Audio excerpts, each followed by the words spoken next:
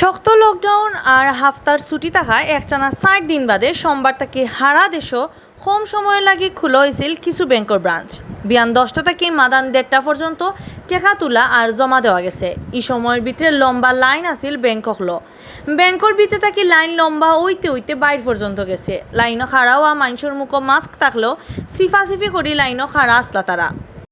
আধা ঘন্টার মতো দাঁড়িয়ে আছি। স্বাস্থ্যবিধি মানছে তো আপনারা দেখতেই পাচ্ছেন, কিন্তু সিস্টেমটা করা উচিত ছিল যে সবগুলা শাখা যদি খোলা থাকতো তাহলে এখানে ৬ জন ওখানে ৬ জন, এই পাড়াপাড়িটা হইতো না। আপনি দেখেন এখন একটা ব্রাঞ্চ খোলা রাখার কারণে কতগুলা মানুষ একসাথে। এই যারা লাইনে আছে তারা হয়তো আজকের দিন এখানে ঢুকতেই পারবে না। তো এইভাবে যদি প্রতিদিন ওরা লাইনে থাকে তারা টাকা কীভাবে উত্তোলন করবে? তাই কর্তৃপক্ষের নিকট আমার অনুরোধ, আপনারা প্রতিটি ব্রাঞ্চ খুলে দেন এবং সময় কম দেন। নির্দিষ্ট একটা সময় দিয়ে প্রতিটি ব্রাঞ্চ খুলেন, তখন আর জনগণের দুর্ভোগ হবে না। লকডাউনের আগর ৪ দিন থেকে সোমবার সিলেট টাউনের মানুষ আর গাড়ি ঘোড়া বেশি চৌকো পড়ছে। মানুষের লকডাউন মানানির লাগি বিয়ান থাকি টাউনের পয়েন্টে পয়েন্টে আগর লাহান চেকপোস্ট বয়াইছিল পুলিশে। টাউনের ১৬টা পয়েন্টে চেকপোস্ট বয়াইয়া মানুষের গড় থেকে বারণির কারণ জিগার ফুসার করছে পুলিশে। কেউ ঠিক মতো জবাব দিতে না পারলে গাড়ি থেকে নামায় দেওয়া হয়েছে আর গাড়িও ফাটানি হয়েছে ফিরত। এই সময় মোটরসাইকেল আর গাড়ি ঘোড়ার কাগজও চেক করছে পুলিশে।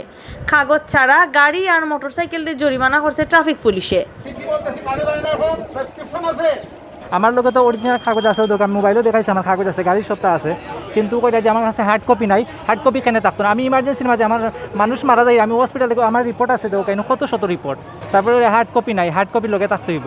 এটা ডিজিটাল যুগে যদি হার্ড কপি লগে লইয়া ঘুরা লাগে তাহলে তার কোনো মান নাই। পুলিশ ছাড়াও হারা টাউনও চক্কর দিছে আর্মি আর র্যাবে। তারা করোনার ব্যাপারে মানুষের হুঁশিয়ার করারও চেষ্টা করছেন। আমাদের র্যাব 9-এর পক্ষ থেকে সর্বমোট 20টি টিম আমাদের সিলেট বিভাগে কাজ করছে। কিছু কিছু জায়গায় আমরা মোবাইল কোড করছি, কিছু কিছু জায়গায় চেকপোস্টের মাধ্যমে মানুষজনকে, জনসাধারণকে ঘরে থাকতে উদ্বুদ্ধ করছি, কোনো কোনো জায়গায় আইনের প্রয়োগ করছি, কোনো কোনো জায়গায় মোটিভেশন করছি এবং লোকজনকে মাস্ক ব্যবহার, যে স্বাস্থ্য বিধিগুলো আছে সেগুলো মেনে চলার জন্য উদ্বুদ্ধ করছি। এভাবে আমরা এই লকডাউন বাস্তবায়নের জন্য সচেষ্ট আছি। জেলা প্রশাসন, সশস্ত্র বাহিনী, পুলিশ, র্যাব এবং আইনশৃঙ্খলা বাহিনীর যত সদস্য আছে সবাই কাজ করছি আমরা একসাথে সমন্বয়ের মাধ্যমে। এবং আপনারা দেখতে পাচ্ছেন এটা অনেকাংশেই সফল করতে সচেষ্ট হয়েছি আমরা, এবং সামনের দিনগুলোতে এটা আমরা সফল করতে সচেষ্ট থাকবো।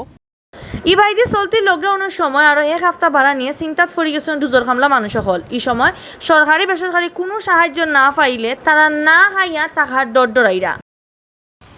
এখন ভাই কি করবো, ব্যবসা বাণিজ্য কিচ্ছুই নাই, চলার মতন কিচ্ছুই নাই, যে মানুষের চলবো মনে হয়, কানতে ইচ্ছা হয়।